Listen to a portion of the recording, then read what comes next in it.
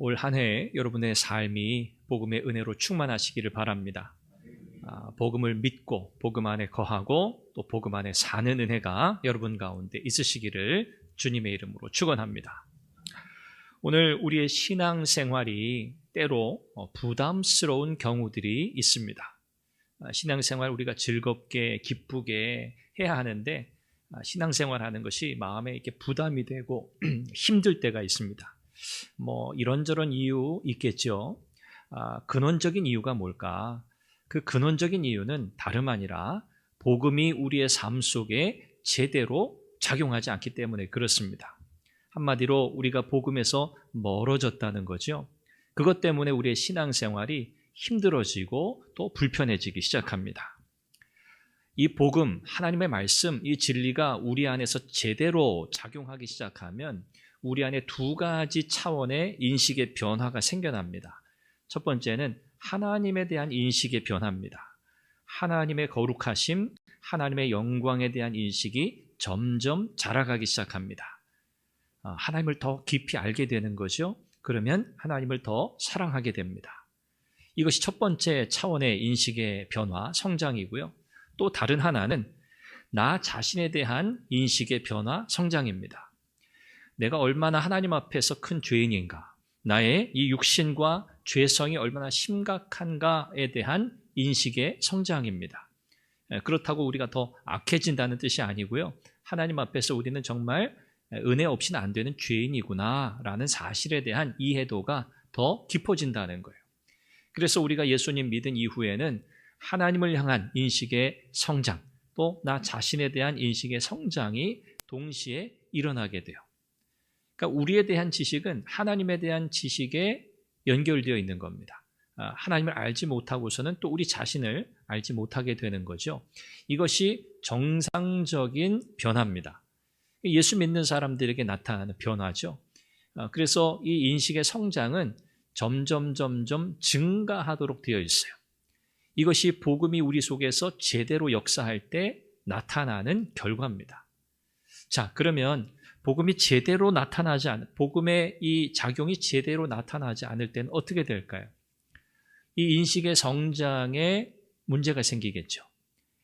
결국 이것이 우리의 신앙생활을 부담스럽게 만드는 결정적인 요인이 됩니다.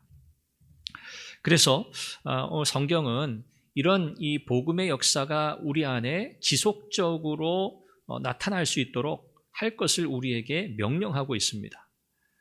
성경에서 특별히 골로새 1장 23절에 보면 사도 바울이 골로새 교인들에게 복음의 소망에서 흔들리지 마십시오 라고 강하게 권면합니다. 복음의 소망에서 흔들리지 말라.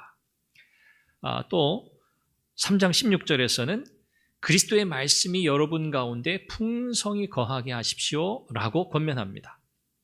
하나님의 말씀이 우리 안에서 풍성하게 거하고 그 말씀이 우리의 삶을 다스릴 때 비로소 우리는 이 복음의 능력, 말씀의 능력 가운데 살아갈 수 있게 된다는 거죠. 오늘 우리가 함께 읽은 이 본문 말씀은 우리가 잘 아는 말씀이죠. 바리새인과 세리의 이 믿음을 대조하고 있습니다. 여기서 바리새인은 위선적 신앙을 대표하고요. 이 세리는요, 하나님의 은혜를 의지하는 은혜 중심의 신앙을 대표하고 있습니다. 이 바리새인들, 그들은 위선자들의 대명사죠. 위선적인 신앙인이었습니다. 그들의 위선이 도대체 어디에서 나타났을까? 우리가 그것을 한번 생각해 봐야 합니다. 그들이 겉으로 드러내고 있는 많은 사람들 앞에서 서서 기도하는 행위라든지, 또 그들이 하나님 앞에 헌금 11조를 드리면서 우리는 하나님 앞에 정말 정직하게 11조를 다 하고 있습니다. 이 11조를 제대로 하지 않는 다른 사람들과 우리는 다른 사람입니다. 하나님 우리 잘했죠? 이러면서 스스로의 의를 드러내고 있는 이런 이 바리새인들의 이 자기 의, 이 위선적 행위는 어디에서 비롯된 것일까? 라는 질문을 우리가 한번 던져봐야 합니다. 그것은 다름 아니라 하나님의 말씀, 이 복음의 진리로부터 멀어졌기 때문입니다. 우리가 예수님을 의지하지 않는 그런 삶을 살기 시작하면 제가 처음 말씀드린 것처럼 우리 자신에 대한 인식, 이해도가 깊어지는데 이것은 하나님의 은혜를 더 크게 경험하고 그 은혜를 인식하는 거거든요. 그것에 대한 반작용입니다. 그런데 우리가 복음에서 멀어지기 시작하고 하나님 말씀에서 멀어지기 시작하면 나 자신에 대한 인식, 하나님 앞에서 나는 은혜가 아니면 살 수 없는 비참한 죄인이다. 하나님의 은혜가 나를 구원하셨다. 하나님의 은혜가 나를 이끌어간다고 하는 그 인식에 대한 감사와 또 깊은 성찰이 점점 결여되기 시작합니다. 그러면 내 죄성을 무겁게 느끼기 시작합니다. 우리가 죄인이기 때문에 내 죄성을 무겁게 느끼기 시작하고요. 이 죄성이 우리를 짓누르기 시작하면 그것이 우리를 힘들게 만들어요. 그래서 그것을 벗어버리기 위해서 그 무게감을 견디지 못해서 우리가 다른 방편을 사용합니다. 그 무게를 벗어버리려고, 그 무게감으로부터 좀 회피하려고. 그것이 뭔가? 바로 위선입니다. 위선이 여러 가지 형태로 나타나기 시작합니다. 거짓으로도 나타나기 시작하고요. 핑계, 다른 사람 탓하고 환경 탓하는 것으로도 나타나기도 하고요. 또 잘못된 의, 여기서 지금 바리새인들이 보여주고 있는 이런 자기 의에 사로잡히는 이런 모습들로도 나타나게 됩니다. 한마디로 뭐냐면 내가 죄인이라는 사실, 또 하나님의 은혜가 얼마나 큰가, 이 죄인을 하나님이 은혜로 구속하셨다고 하는 사실에 대한 그 인식이 점점 흐려지기 때문에 그때부터는 우리의 마음속 이 본능대로 생각하고 본능대로 살아가기 시작합니다. 하나님의 말씀, 진리를 왜곡하기 시작하는 거죠. 오늘 본문에 소개되고 있는 이 바리새인, 그들은 특정한 행위들을 통해서 자기의 의로움을 삼았습니다. 어떤 특정한 행위들이 오늘 우리의 삶에서도 자기 의의 근원이 될 때가 굉장히 많습니다. 이런 여러 가지 경우들이 있겠죠. 나는 열심히 일하니까 하나님께서 반드시 보상해 주실 거야. 이런 생각. 내가 내 일터에서 내 직업을 가지고 열심히 일하니까 하나님 보상해 주실 거다. 이런 생각 우리가 할 수 있습니다. 또 나는 부모로서 아주 부지런하게 우리의 자녀들을 양육 잘 했으니까 그렇지 않은 부모들에 비해서 나는 그래도 좀 더 괜찮은 부모다. 나는 더 하나님 앞에서 경건한 부모다. 이렇게 생각할 수도 있습니다. 또 이렇게 생각할 수도 있죠. 나는 다른 사람들보다 자제력이 있고 또 나는 다른 사람들보다 또 이 개인 관리를 너무 잘하고 시간 관리도 잘하고 그래서 다른 사람들과 비교해 볼 때 나는 좀 더 성숙한 사람이다. 이런 생각할 수도 있습니다. 또 나는 재물을 잘 관리하는 아주 지혜로운 사람이고 나는 빚도 하나도 없고 나는 정말 이런 분야에 있어서는 나는 철저하다. 나는 소비를 절제할 줄 모르고 이런 경제관념이 없는 그런 세속적인 그런 다른 신자들보다는 내가 훨씬 낫고 나는 그들과는 전혀 다르다. 이런 생각들을 우리가 할 수 있습니다. 그 밖에 많죠. 다른 여러 영역 속에서도 우리는 그렇게 생각할 수 있습니다. 자, 그런데 우리가 가만히 생각해 보면 이런 것들이 특정한 행위들이 되는 거예요. 이것이 우리가 하나님 앞에서 뭔가 자랑할 만한 거리, 의로움의 근거가 된다면 우리는 복음의 능력으로부터 차단됩니다.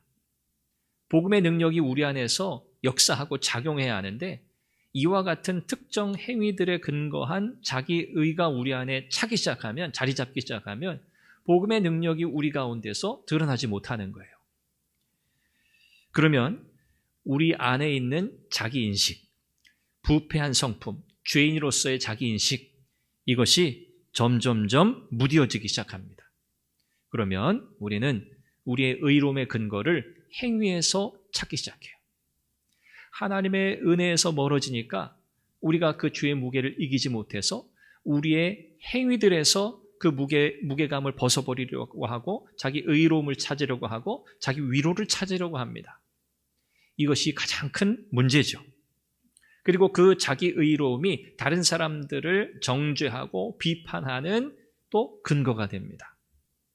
이 악순환이 계속되는 거죠. 종교와 복음의 차이가 어디에 있는가? 바로 여기 있습니다. 종교는 뭐냐 하면 내가 이만큼 했으니까 하나님께서 나를 당연히 받아주셔야지. 이게 종교입니다. 복음은 뭡니까? 나는 아무것도 한 것이 없어요. 또 할 수 있는 것이 없어요. 오직 하나님의 은혜입니다. 이게 바로 복음입니다. 오늘 저와 여러분들은 무엇으로 사는 자입니까? 복음의 은혜로 사는 자입니다.